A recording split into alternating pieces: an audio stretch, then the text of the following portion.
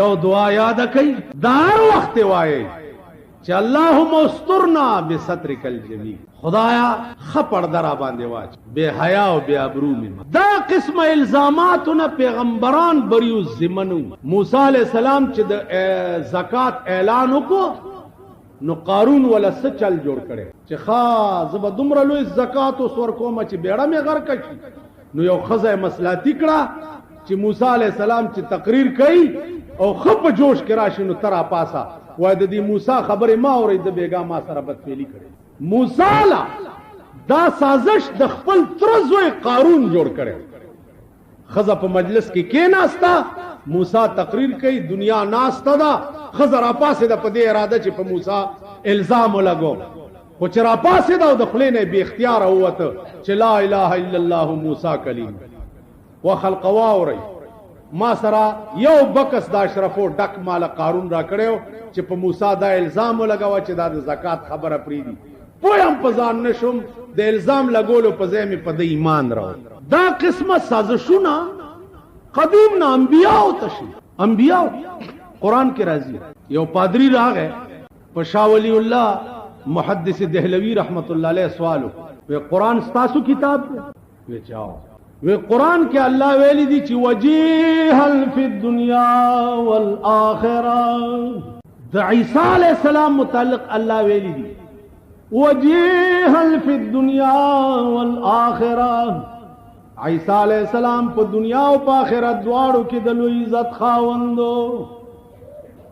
شاه صاحب داسې الفاظ الله په قرآن کې ستاسو د پیغمبر متعلق نه دی ویلي. معلومیږي دا چې د عیسی علیہ السلام مرتبه ستاسو د پیغمبر نه اوچته وه. شاه صاحب ورته وی خبره خو دې دغه الفاظ چې دا د عیسی په حق کې خدای ویلي دي الله پاک د موسی علیہ السلام په حق کې ویلي چې وکانا عند الله وجیها. اوس کله غوندې تاسو پوهیږئ نو چې کوم الفاظ د یو پیغمبر په حق کې قرآن ویلي او د بل پیغمبر په حق کې هغه سي الفاظ ویلې شي نو د پیغمبر اول خصوصیت ختم شي. معلومیږي دا چې دا الفاظ خصوصیت د عیسی نو، همدغه الفاظ خدای د موسی متعلق ویلي.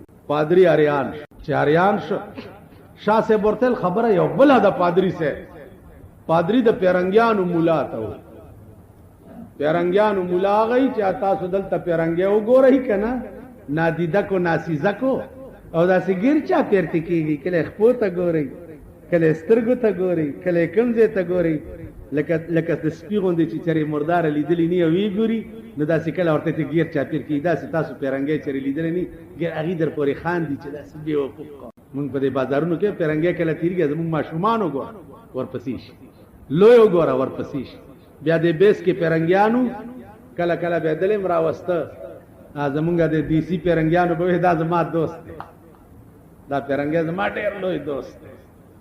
نو ما ورته چې خدای ویلي دی لا تتخذوا اليهود والنصارى اولیاء. يهود او نصارا ته دوست مو وای نو پیرنګي ته دوست مو وای. ما ته ویجی سه کې خدا زما ډېر کلک دوست. نو پیرنګي د دې مولا چې هغه ته پادری و. شاه صاحب ورته وی چې پادری صاحب خبره وره وجیها فی الدنیا والآخرہ. قرآن د عیسی متعلق ذکر ویلی دی چې د عیسی په مور الزام لګیدلو چې د عیسی بے پلار څنګه پیدا شو.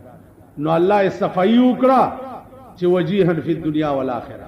وکانا عند الله وجیها د موسی علیہ السلام متعلق چې خدای ویلی دی دا ذکر ویلی دی چې په موسی الزام لګیدلو چې دا څه بیماری باندې بیمار دی ذکر د قوم سره د بربند نه لامبي پسین کې.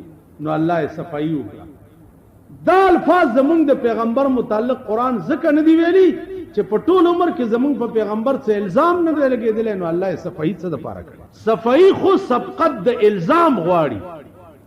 الزام وي نو صفائی وشي، الزام نه وي نو صفائی به د څه وشي.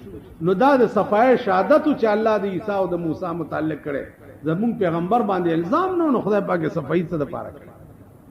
نو هغه وخت کې پادری وی لا اله الا الله محمد رسول پیدا بکی. اوس دا سره چې پادری راشي او یو سوال کی او تاسو جواب تاسو هغه قوم یې چې د پادریانو هسپتال ته میمان راغلی وي اله ویلا میمانو سره داسې څه دم دی چې هر مرض پرو کیږي د خزو زینو په دې سره خزه بچي ورغه او محمد د پادریانو هسپتال څه چل دی بیړم غرکش وی پادرنه راغلی دی او دار مرز دارو دی ورس هغه به ورته چې بیبي جوړه بشي خو ته او آیا چې عیسی مسیح خدای زوی دی نو دې قمقلو بډو به ورته چې عیسی مسیح خدای زوی دی نو تلی به مسلمان وي او چې راتلې لچره به درنه جوړه و کافره به دا زمونږ د ښځو